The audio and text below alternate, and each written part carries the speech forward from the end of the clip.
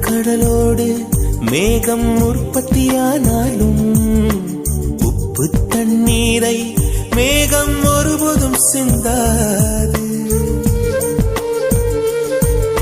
மலையில் விழுந்தாலும் சூரியன் மரித்து போவதில்லை. நிலவு கூலியூட்டி தன்னை நீட்டித்துக் கொள்கிறதே. மேகமாய் நானும் மாறேனோ, அதன் மேன்மை குணங்கள் காண்பேனோ.